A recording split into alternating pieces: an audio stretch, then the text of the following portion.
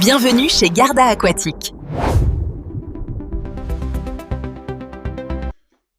Bonjour tout le monde, aujourd'hui je vais vous présenter Jean-François, le créateur de Aquaosmose, qui se lance sur ses propres produits, des produits professionnels. Il est venu spécialement à la boutique de Nemours pour présenter ses produits. Jean-François, tu vas nous expliquer toute la création que tu nous as fait. Bonjour à tous.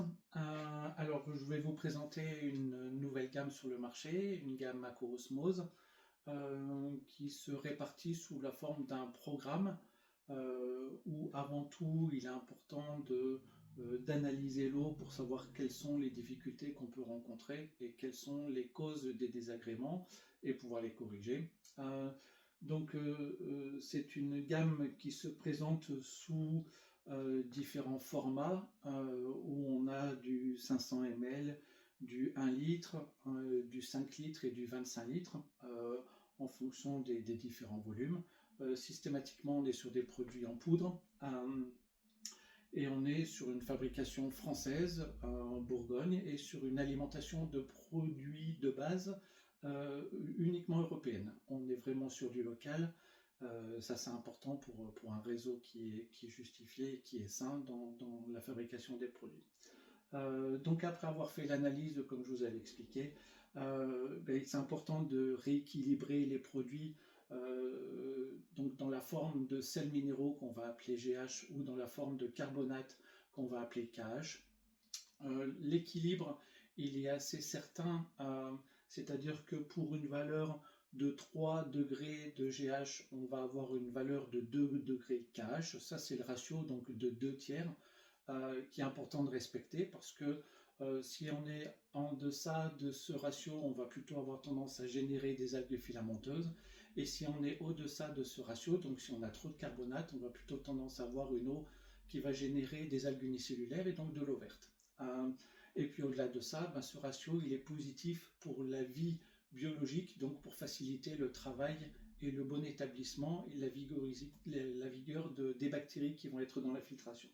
Donc on est d'accord, donc tu vas toujours d'abord contrôler ton eau avant de commencer à mettre tes produits anti-algues et tes bactéries, c'est ça? C'est ça, parce que même le produit anti-algues aura une bien meilleure efficacité à partir du moment où on aurait établi un bon ratio et qu'on aura une qualité d'eau de base qui sera satisfaisante. D'accord. Donc on part vraiment sur cet équilibre et on a des spécificités au niveau des carbonates, donc les KH+, où on a une spécificité tech pour plutôt les environnements où on n'a pas de plantes, donc plutôt les fosses à coille ou les bassins où on n'a pas de végétaux, et une particularité KH+ flore, où là on va avoir une alimentation supplémentaire au niveau de l'apport nutritionnel des plantes, ce qui va favoriser l'absorption des nutriments et des polluants par les plantes. Et surtout, les bactéries qui vont s'installer sur les racines des plantes nécessitent un apport qui est bien spécifique pour la combinaison racine-biologie. Donc une différenciation qui est assez intéressante sur cette particularité et qui fait la spécificité de la gamme. Voilà, une fois qu'on a corrigé, alors pour la correction, on est sur des produits qui sont très concentrés, puisqu'on est de l'ordre de 10 grammes par degré par mètre cube. Là où les autres produits ont tendance à être autour de 12,5, 15 grammes. Donc là, on a une formulation qui est beaucoup plus concentrée parce que plus propre. Et voilà, sur le jeu de la formulation, on arrive à avoir quelque chose de plus concentré. Une fois qu'on a équilibré notre eau sur la partie minérale, on a une gamme qui s'appelle AquaRestore, qui sont des produits qui sont plus dédiés au nettoyage du bassin. Donc nettoyage, c'est tous les éléments qui sont disgracieux, donc évidemment les algues filamenteuses, tout ce qui est charge organique, donc les dépôts de petites mousses sur le fond, la vase qui s'accumule, l'eau verte évidemment, et puis voilà, toutes les feuilles qui tombent, les brindilles et tous les éléments, les restes de nourriture qui s'accumulent au fond. Ce produit-là vont les traiter. Alors ce sont des produits à base d'oxygène, donc des granules qui vont descendre au fond, qui vont capter les éléments organiques et par de la génération de gaz, principalement du CO2, vont faire remonter ça en surface. On passe un coup d'épuisette pour enlever le maximum. Et puis derrière, il y a une activité qui va perdurer, qui va être basée sur l'apport en oxygène, l'apport en minéraux pour faciliter et améliorer le travail des bactéries et de la capacité de la filtration. Et ça, c'est sur un délai qui va s'échelonner. Alors la première phase, elle va durer peut-être un quart d'heure en fonction de la température et des paramètres de l'eau. Après, on va avoir une seconde phase qui va être une accélération de l'oxygénation, du taux d'oxygénation dans l'eau. Et après, pendant un mois à peu près, on va avoir un effet qui va perdurer pour améliorer la filtration pendant toute cette période-là. Donc ça va continuer à travailler vraiment, on va avoir un premier résultat efficace immédiatement et ensuite on va continuer à avoir de l'efficacité au fur et à mesure du temps. Voilà. D'accord. Et après, il faudra en mettre des bactéries, donc ça tu vas nous l'expliquer après, mais on peut rajouter des bactéries combien de temps après ce traitement? En même temps. En même temps, En même temps, avant, en même temps après, c'est-à-dire que le taux d'oxygène il est stabilisé, on ne va pas être sur un taux d'oxygène qui va être agressif pour les bactéries, donc on peut faire les deux en même temps sans que ça pose de difficultés. D'accord, très bien, ouais, très, très intéressant du coup, puisque sur certains autres produits, on est obligé d'attendre un certain délai, etc. Oui. Donc là, on peut vraiment traiter, on est vraiment dans le bio, etc. C'est compatible, on est dans le bio, là où d'autres produits vont allier une activité qui va être d'oxygénation liée à des métaux lourds, par exemple, comme de l'oxyde de zinc. Là, on n'a pas de métaux lourds, on n'a pas de chélateur, accès aussi à du chlorure de zinc cette fois, avec du sel et des choses comme ceci. On est vraiment sur de l'oxygénation, des enzymes qui vont cibler les protéines et les matières, les lipides, les matières grasses, pour vraiment avoir une combinaison qui est purement biologique, où on ne va pas avoir de choses qui vont amener de la toxicité au milieu, et encore moins aux bactéries. On va plutôt chercher à améliorer le travail des bactéries. D'accord, ouais, c'est vraiment bien spécifique, c'est très bien. Donc on a plusieurs restores, on a vu, on a l'AquaRestore, l'AquaRestore Uni et l'AquaRestore Algue. Quelle va être la différence? Alors les différences sont, l'AquaRestore, lui, il va avoir une action sur toutes les charges organiques, donc aussi bien les filamenteuses, l'eau verte, la vase, les accumulations de déchets. Lui, c'est un peu l'outil, le couteau suisse, il va avoir une action généralisée. Après, on a deux déclinaisons qui sont AquaRestore Uni. L'AquaRestore Uni, il a une particularité, il va agir beaucoup plus spécifiquement sur les algues unicellulaires, hein, donc l'eau verte. Et il va améliorer donc, le milieu, mais il va aussi agir contre les causes de cette eau verte. Et donc cette action va être beaucoup plus ciblée et plus efficace que si on avait quelque chose qui était un multitâche comme l'AquaRestore normal. Et on a aussi la déclinaison AquaRestore Algue, comme son nom le dit. Là, on est plus sur une spécificité au niveau des algues filamenteuses, avec un complexe qui permet d'éviter la récidive, et en tout cas, là aussi, comme Uni, bien cibler une activité contre les causes. Donc on agit sur les effets, mais aussi sur les causes, pour avoir une action qui va perdurer dans le temps et avoir quelque chose qui va être beaucoup plus efficace, en tout cas en ciblant les effets. D'accord. Et une petite question, du coup, tu conseilles bien sûr de tester son eau avant.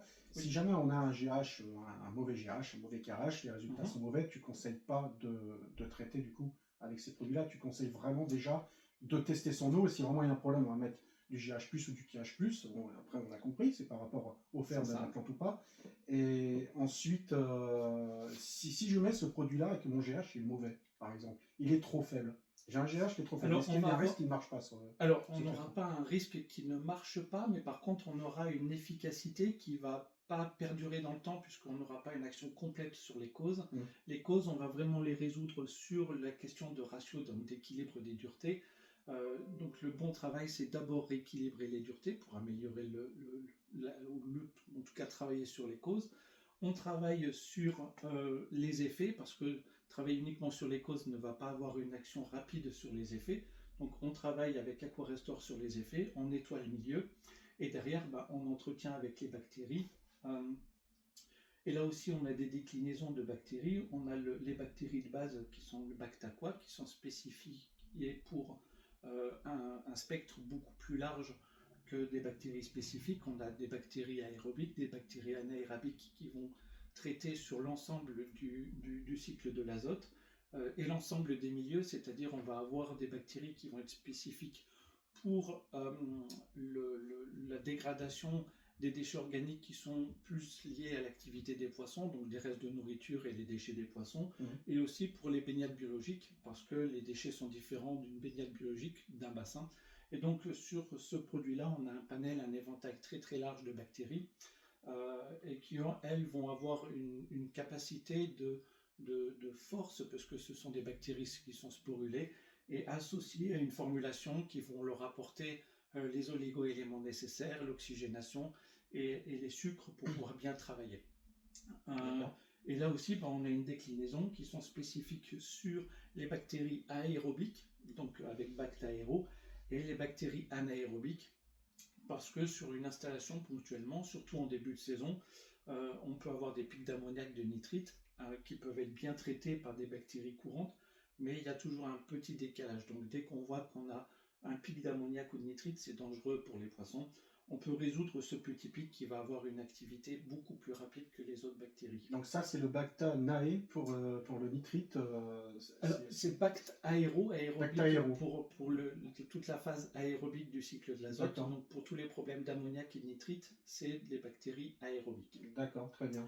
Et Bactanae, ce sont plus des bactéries anaérobiques qui vont plutôt traiter des bactéries, des molécules qui sont toxiques et polluantes comme le nitrate et le phosphate.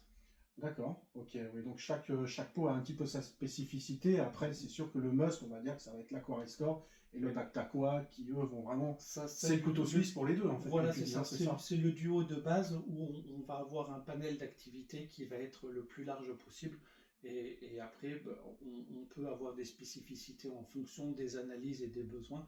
Mais c'est vraiment le duo de force, ce sont ces deux produits, Aquarestore et Bactaqua. D'accord, très bien. Donc, j'ai souvent la question, évidemment, je connais ta réponse à l'avance. Les produits ne sont pas du tout nocifs et dangereux ni pour les plantes ni pour les poissons. J'ai régulièrement la question, donc c'est pour ça que je le demande comme ça, c'est réglé. On ne va pas me la poser sur celle-ci. Alors, ce qui fait la toxicité au-delà du produit même, c'est aussi la concentration. Et là, on est sur du dosage où on n'a pas de toxicité. Tant qu'on n'atteint pas les 10 fois la dose qui est préconisée. Voilà, on peut surdoser, donc on peut 10 fois. Surdoser, il n'y a pas d'intérêt particulier parce que avec la dose normale, on a la bonne efficacité du produit, mais voilà, un surdosage ne va pas être dangereux pour le milieu et les poissons. Je vais juste revenir sur ces traitements-là. En fait, tu conseilles de le faire régulièrement ou seulement quand il va y avoir des algues filamenteuses? Parce qu'en fait, on va imaginer qu'on a des algues filamenteuses, donc on va mettre ce traitement-là. Ensuite, on va mettre par exemple du Bactaqua. Mais est-ce que si j'ai pas d'algues filamenteuses, est-ce que tu conseilles quand même de le mettre en préventif? Alors, pas de façon spécifique. Ce que je vais préconiser plutôt en préventif, c'est de faire une analyse et de bien contrôler le ratio, parce que c'est vraiment la cause du développement des algues. Si on lutte déjà sur la cause, on a moins de risques. Et forcément, la cause, c'est le ratio. Ce qui va développer après, ce sont les polluants qui vont enrichir et nourrir ces algues. Donc, c'est les traitements par rapport aux composés azotés, de nitrate ou de phosphore. Et donc là, effectivement, on peut travailler différemment quand on a un bon ratio, mais qu'on a quand même des algues. Là, on va travailler sur ce genre de produit-là, mais plus en curatif. Et le préventif, je le rappelle, plus analyse, on corrige nos paramètres et on entretient et on active les systèmes de filtration avec les bactéries qui vont s'installer sur les supports bactériens et qui vont bien travailler en amont sur ces polluants qui risquent d'alimenter les algues. D'accord. Toi, tu vas plutôt dire de le mettre dans un filtre ou plutôt le mettre dans le bassin, le Bactaqua par exemple? Ça va dépendre de la filtration. Si on a un accès direct à la filtration, parce qu'il y a simplement un couvercle à soulever et on peut épandre directement sur les masses de filtration, c'est plus simple d'agir comme ceci. Si maintenant on a un filtre pression qui est fermé, vaut mieux cibler plutôt la pompe, oui, le mettre vers la pompe de façon vers le skimmer, voilà, de façon assez facile. On me pose souvent la question, il n'y a pas nécessité de couper les UV parce que... C'était ma question. Voilà, évidemment. Non, parce que les bactéries sont sporulées, elles sont bien protégées et dans les différents cycles de rotation qu'on peut retrouver dans la filtration, elles vont s'installer, elles vont trouver un milieu qui leur est favorable. Elles vont commencer à éclore, on peut le dire comme ça, et elles vont d'abord se fixer dans la filtration plutôt que de passer sur un traitement qui va être nocif pour elles au niveau des UV. D'accord, c'est quand même un gros point positif par rapport aux autres traitements où beaucoup de traitements on est obligé de couper l'UV 3 à 4 jours, et là en fait on n'a pas besoin de s'embêter, à protéger tes propres petites bactéries. C'est ça. Voilà. Toutes Bah, seules, très elles bien. le font toutes seules. Elles le font toutes seules, ouais, c'est très bien. C'est quand même toi qui les as fabriquées. Donc voilà, bon, bah, ce qui est intéressant aussi, bon, bah, c'est que tu es français, c'est du travail français, fabriqué en France. Et moi, je suis bien content parce que bah, on nous demande souvent des produits fabriqués en France. Bah, enfin, on en a un, donc Jean-François. Donc c'est Aquaosmose. Alors ton site, c'est aquaosmose.com, je crois, c'est ça? C'est ça. Aqua tiré, il y a un petit tiré. Aqua tiré. Alors je sais pas si on est à l'envers sur ce genre de choses. Alors je le montre déjà en bas parce qu'il y a TikTok. Et ensuite, je le montre ici pour YouTube, en fait. On n'a pas le même format, donc j'ai pas le choix. En fait, il y a deux caméras, c'est pour ça, vous me voyez aller là et aller là, etc. Donc je me balade un petit peu. Très bien, et donc tu fais d'autres services, toi, je crois, un petit peu sur Alors oui, aquaosmose.com. sur le site internet, vous avez une interface où vous pouvez incrémenter vos paramètres d'eau que vous mesurez vous-même. Donc vous incrémentez un maximum de paramètres et comme ça je peux faire une analyse et là où vous êtes un peu bloqué, c'est par rapport à l'interprétation de ces paramètres d'eau et l'interaction entre ces différents paramètres. Vous incrémentez vos résultats d'analyse, je vous fais un petit bilan et je vous oriente sur quels sont les différents produits qui vont être utiles par rapport au rééquilibrage ou à vos besoins, mais aussi des petites astuces qui sont souvent des erreurs d'entretien, de filtration ou des erreurs classiques d'entretien. Voilà, des petites astuces qui vont vous permettre de simplifier votre travail et d'améliorer la qualité de votre travail d'entretien.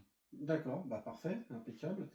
Bah écoute, rien d'autre à ajouter. Bon, faut savoir t'arrêter aussi, toi, parce que tu es capable de parler 3 heures, 4 heures. On voit la personne qui a fait des grosses études de chimie. Donc voilà, donc si vous voulez des produits, des traitements français, Aquaosmose, c'est le moment. Moi je pense que ça va vraiment bien marcher, ça va vraiment bien tourner. Il s'agissait juste de se faire vraiment connaître et je connais Jean-François depuis quelques années et j'ai vraiment une réelle confiance en lui parce qu'il a vraiment une technicité assez impressionnante. Je te dis, on t'arrête plus, toi. Et, donc voilà, n'hésitez pas, vous le retrouvez évidemment sur le site gardaquatique.com, plus de renseignements évidemment sur aqua-osmose.com. Et évidemment, vous n'hésitez pas à nous contacter également par téléphone, par mail si vous avez besoin de renseignements. Et puis je pense aussi sur Aquaosmose. Et puis on aura peut-être d'autres confrères évidemment, forcément qui vont se lancer sur ces traitements-là. Surtout en voyant cette vidéo, j'en suis certain. Et je l'espère. On n'est pas fermé à la concurrence, il n'y a aucun problème. Voilà. Merci Jean-François d'être venu à Nemours. Et puis à très bientôt. Voilà. Bonne journée. Au revoir. À bientôt, merci. Au revoir.